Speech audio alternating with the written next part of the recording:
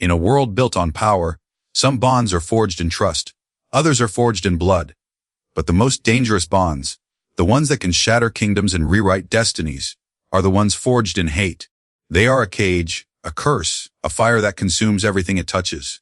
Yet, what if that same fire, that all-consuming bond, is the only thing that can save you? What if the one person you despise more than anyone in the world is the only one who truly sees you? This is the profound paradox at the heart of Briar Boleyn's epic fantasy, The Bond That Burns. Welcome back to the channel. Today, we are diving headfirst back into the brutal and breathtaking world of Bloodwing Academy. If you thought the first book, On Wings of Blood, left you breathless, then prepare to be utterly consumed. The Bond That Burns is not just a sequel, it is an inferno. It takes the smoldering embers of political intrigue, forbidden magic, and raw enemies to lovers' tension and fans them into a raging firestorm that will leave you scorched and begging for more. The central problem of this world is the crushing hierarchy of power. At the top are the High Bloods, ancient and powerful vampire, like beings who rule the realm of Sangratha with an iron fist.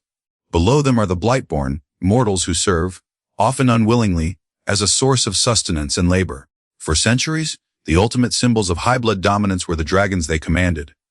But the dragons are gone, faded into legend. Until now. Medra Pendragon, a girl from another world, a girl with fire in her hair and rebellion in her soul, has done the impossible. She has awakened Nyxaris, the first dragon to be seen in a century. But this miracle has not brought her glory, it has brought her a cage. Imprisoned in Dracaro Tower, she is now a pawn in a deadly game played by the great houses. She is bound by blood to Blake Dracaro, the arrogant, cruel prince of the most powerful house, a man she loathes with every fiber of her being. This bond, forced upon her, is her lifeline and her curse. It's the source of a power she doesn't understand, and a connection she desperately wants to sever. But in a world of lies, betrayal, and shifting allegiances, that bond might be the only real thing she has left. The grand promise of The Bond That Burns is a journey into the heart of this conflict. It offers an unflinching look at what it means to be owned, to fight for agency when you have none, and to navigate a love that blossoms from the ashes of pure, unadulterated hatred. Briar Boleyn is your guide, and she is merciless. She will shatter your heart, challenge your morality, and leave you questioning everything you thought you knew about love, loyalty, and power. So, take a deep breath. We're about to step into the fire. The story picks up in the chilling silence after the storm. Medra finds herself a prisoner, not in a dungeon, but in a lavish suite within Dracaro Tower, the seat of her enemy's power. This gilded cage is a constant reminder of her new reality. She is a tool, a weapon to be controlled.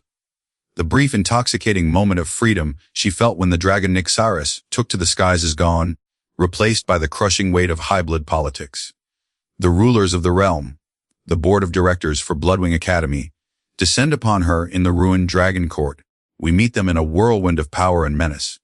There is Victor Dracaro, Blake's uncle and regent of House Dracaro, a man whose greed radiates from him like a fall miasma. He sees Medra not as a person, but as a claim, a key to unimaginable power.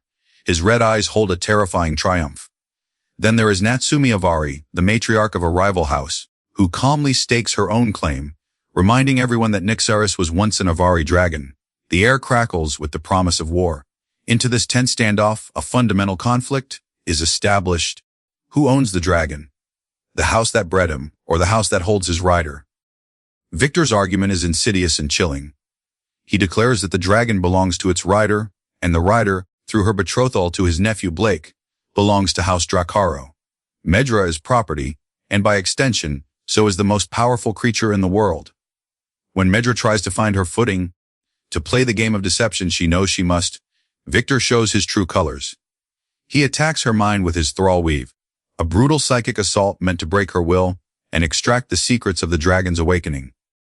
The pain is blinding, and it's in this moment of agony that we see the first cracks in the monolithic power of the High Bloods. Professor Rodriguez, a Blightborn instructor, storms in, defying the regents and shielding Medra from Victor's attack. It's a small act of rebellion, but it plants a crucial seed. Medra is not entirely alone. She has allies, however few and outmatched they may seem. Rodriguez escorts her to her new prison, and on the way, the true scope of her predicament becomes clear. She must maintain the bluff that she controls Nyxeris. Her life, and potentially the fragile peace of the realm, depends on it. The conversation is a frantic exchange of information, a crash course in survival. Rodriguez reveals the worst-case scenario. If the houses can't agree on who controls her and the dragon, they may decide to destroy them both to prevent a civil war. Medra is walking a razor's edge, caught between feigning control she doesn't possess and revealing a weakness that would mean her death. The first part of her journey is defined by this isolation, by the elegant cage of her room, and the simmering hatred she feels for the man who is her keeper, Blake Dracarro. Their interactions are laced with venom. He is her archon, her consort, the one who must feed from her to survive, yet he treats her with a cold, cutting disdain. He is the monster she always knew he was. Her summer is a blur of lonely days and these tense, weekly feeding sessions, each one a battle of wills. But the true test is yet to come. The tribunal. 2 months later, the great houses of Sangratha convene in the ominous tribunal chamber. This is where Medra's fate will be decided. Briar Boleyn paints a masterful scene of political theater and raw power. We are introduced to the 4 heads of the great houses, the arbiters of her destiny. Victor Dracarro, radiating malice. Lord Garrick Mortis, Catherine's father, a scarred and brutal warrior who represents the military might of his house. Lady Ilaria Davari, Cage's grandmother, an elegant and clever matriarch whose calm demeanor hides a sharp, calculating mind. And finally, Lysander Orphos, the surprisingly young and gentle leader of a house known for its dreamers and its pacifism. In the center of it all is a single iron chair, bolted to the floor, chains dangling ominously from its arms. Medra is on trial for her very existence. The claims are made. Lady Avari argues that Nyxeris is a duskdrake, a dragon bred by her house for generations, and thus, he belongs to them. Her claim is one of history and legacy. Then Victor speaks. His argument is one of possession. He masterfully twists the narrative, claiming that Nyxeris only awoke because of Medra's bond to Blake, a bond that ties her, and therefore the dragon, irrevocably to House Dracarro. It's a brilliant, infuriating piece of manipulation that makes Medra's blood boil. But the proceedings take a shocking turn. Lord Mortis, once an ally of House Avari, stands and delivers a stunning verdict: the dragon and the rider are too dangerous. The power they represent is too great for any one house to wield. His solution is simple and brutal: they must both be destroyed. The chamber erupts. Blake is on his feet, roaring in fury. The fragile alliances of the Highbloods begin to shatter. Then Lysander Orphos speaks. He offers a third radical path. He argues that Nyxeris is an echo of the past, not a herald of a new war. He proposes that Medra, the rider, should not be a tool to be wielded, but should be allowed to choose her own path. It's a plea for freedom and reason in a world that understands only power. But the most stunning proposal comes from Lady Avari. She declares that Medra's betrothal to Blake was forged under duress and is invalid. She proposes that Medra be allowed to choose a new archon, someone who will better represent her interests, and she nominates her own grandson, Cage Tanaka. The room explodes into chaos. Victor is enraged, declaring the bond has already been solidified by blood, and it is then, in the face of being spoken about like an object, a prize to be won, that Medra finds her voice. She rises to her feet. "I don't belong to anyone," she declares, her voice cutting through the din. She speaks of her own will, of her own agency, and she speaks for the dragon. "You've all been speaking about me as if I'm not even here," she says, her gaze sweeping over the powerful figures who presume to own her. "But I do. If you're going to decide my fate, then at least give me the chance to speak for myself. I deserve that much, and so does Nyxeris. And with the entire high-blood world watching, she makes a gamble that will change everything. She promises them proof of her connection to the dragon. Medra leads the entire assembly out of the Black Keep into the cold, windswept courtyard. Her heart is a frantic drum in her chest. She has made a promise she has no idea if she can keep. All summer, she has kept a secret. A faint, tenuous connection to Nyxeris, a mental link she has clung to as her only hope. She reaches out with her mind, begging, pleading for the dragon to come. The silence is deafening. Lord Mortis sneers, declaring her a fraud. The crowd murmurs, ready to turn on her. And just as all hope seems lost, a low, distant rumble fills the air. It grows louder, becoming the unmistakable sound of beating wings. Nyxeris appears, a dark shadow against the gray clouds, circling high overhead before descending to land on the massive iron bridge connecting the island to the mainland. The Highbloods gasp in awe and terror. The dragon has come. But this is not enough for Lord Mortis. He draws a dagger, calling the dragon a mindless beast, an abomination. He advances intent on proving his point, perhaps by attacking Medra herself. In her mind, Nyxeris's command is instantaneous move. Now, before she can react, an arm wraps around her waist, and she is pulled to the ground, its cage.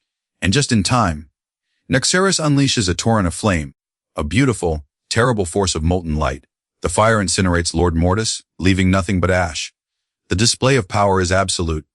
In the shocked silence that follows, Lady Avari asks the question on everyone's mind, "Did you instruct Nyxeris to do that?"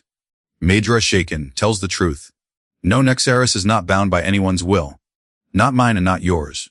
He acts as he pleases. She has proven her connection, but she has also proven that the dragon is a force beyond their control, a wild card in their carefully constructed game. It is a moment of terrifying triumph that leaves the future of Sangratha hanging by a thread. The aftermath of the tribunal is a whirlwind of shifting loyalties and deepening fears. Medra is now under the oversight of House Dracaro, but the world has changed.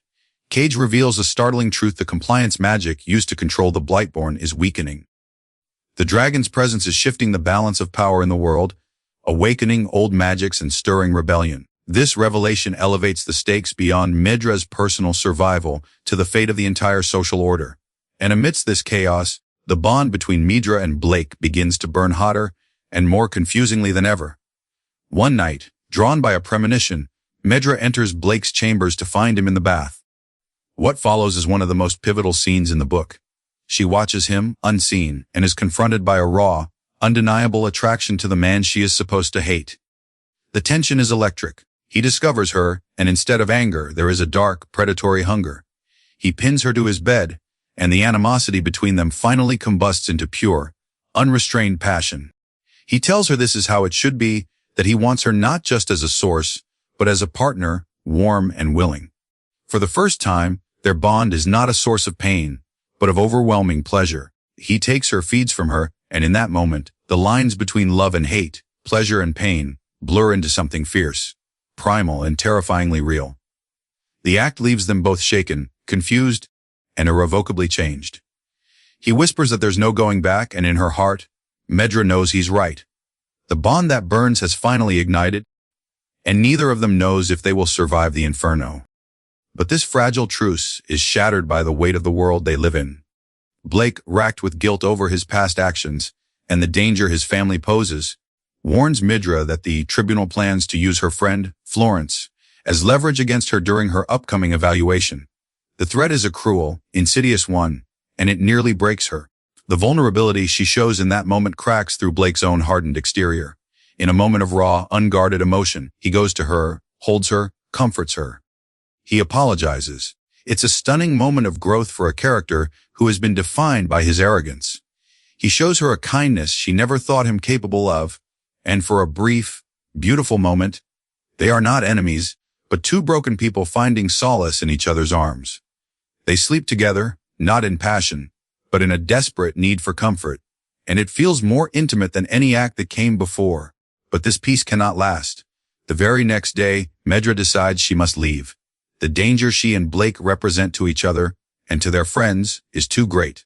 She accepts Cage's offer and transfers to House Avari, believing that separation is the only way to protect those she loves. The decision devastates Blake, who confesses that when she's in danger, he feels he would gladly give up his life to keep her safe. It's a raw, heartbreaking admission of a love he can't name, a love that feels like a poison. She leaves, and the chasm between them seems wider than ever.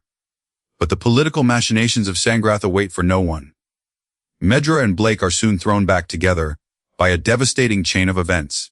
A violent attack on their friends reveals that a conspiracy is afoot, one that leads to the final, heart-stopping climax of the book. In the Dragon Court, they discover the truth. It is not Victor Dracaro who is the primary threat, but Catherine Mortis and Blake's own brother, Marcus. They have been using forbidden blood magic and necromancy. They reanimate the golden stone dragon, Molindra, turning her into a corrupted, monstrous parody of her former self. We learn that they orchestrated the earlier attacks to steal Medra's blood, the key to their ritual. And in a stunning twist, we witness Blake himself begin a terrifying transformation. Under duress, red scales erupt from his skin, his body twisting as he fights something monstrous growing inside him. He is becoming a dragon. We learn this is a hidden trait in the Drakkaro bloodline, triggered by feeding from a rider. It is the reason his father died, and it is a secret Victor has been keeping, hoping to weaponize his nephew. The final confrontation is a maelstrom of chaos. Cage reveals he too has a secret, shifting into a massive white wolf. The two dragons, Nexaris and the corrupted Melindra, clash in a brutal battle. In the crossfire, Medra's best friend, Florence, is mortally wounded. The grief is a physical blow. Just as all seems lost, Professor Rodriguez reveals a desperate, final gambit, an ancient, dangerous ritual that might save Florence's life by using dragon's blood. Nexaris, who has been betrayed by the High Bloods, refuses. He will not allow his blood to be used to bind him to another. It is Blake, in a moment of ultimate sacrifice, who offers himself to the dragon's wrath, begging Nexaris to kill him if it will save Florence. Seeing this, Medra steps between them, shielding Blake with her own body, declaring that he is hers, and she will not let him be harmed. In this moment, the bond between them is no longer a curse, but a choice. It is the appearance of Neville, the little Fluffin, who finally sways the dragon. The creature's innocent, mournful song reminds Nexaris of his own lost companions, of a time when the bonds between creatures were pure. He relents. As the book ends, Medra turns to Rodriguez, her heart a storm of fear and hope, and utters two final words: do it. So, what makes the bond that burns a must-read? In a genre saturated with fantasy romance, this book stands apart for its sheer, unflinching emotional complexity. Briar Boleyn is not interested in easy answers or simple character arcs. This is not a story where the bully magically becomes a prince overnight. Blake Drakkaro's journey is a painful, gut-wrenching crawl towards redemption, littered with mistakes and monstrous actions. His goodness is something he must fight for, against his nature, his upbringing, and his manipulative family. Medra is no damsel in distress. She is a warrior forced to make impossible choices, a woman whose agency is constantly under threat, yet she never stops fighting. The unique essence of this book is the bond itself. It's a metaphor for a toxic, all-consuming, you can't live without you connection that is so powerful it literally reshapes the characters and the world around them.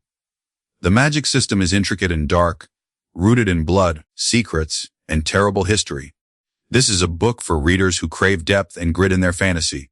If you love the high-stakes world building of Fourth Wing, but want a romance that feels more dangerous and morally ambiguous, this is for you. If you are drawn to the intricate political games of A Court of Thorns and Roses, but wish for a story that focuses more on the brutal consequences of power, you will be utterly captivated. This book is for the reader who isn't afraid of the dark, who understands that love can be a battlefield, and that the most profound connections are often the ones that leave the deepest scars. However, this book is not for the faint of heart. It is not for someone looking for a light-hearted escape.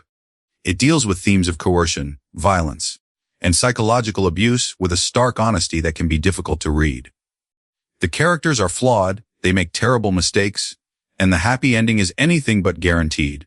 The single most valuable takeaway a reader will be left with is a profound understanding of the nature of bonds. The book forces us to ask, are we defined by the bonds we are born with, the ones forced upon us, or the ones we choose to fight for? The bond that burns suggests that perhaps it is the struggle itself, the fight to define our own connections in a world that seeks to control them, that is the truest measure of who we are. This summary has only offered you a glimpse into the inferno. We've walked the cold halls of Drakkaro Tower and stood before the fire of the tribunal. But to truly feel the searing heat of a dragon's breath on your neck, to feel the agonizing pull of a bond that defies all reason, to have your heart shattered and painstakingly pieced back together, you must experience this story for yourself. This is more than a book. It is an experience that will be carved into your memory. The questions it raises about love, loyalty, and the corrupting nature of power will linger long after you turn the final, devastating page. The journey of Medra and Blake is a tempest, and you are standing at its edge. Do not turn away. Step into the storm. The link to purchase, The Bond That Burns, by Briar Boleyn is in the description below. Get it, read it, and let it consume you. And remember to subscribe for more deep dives into stories that change the way we see the world. Until next time.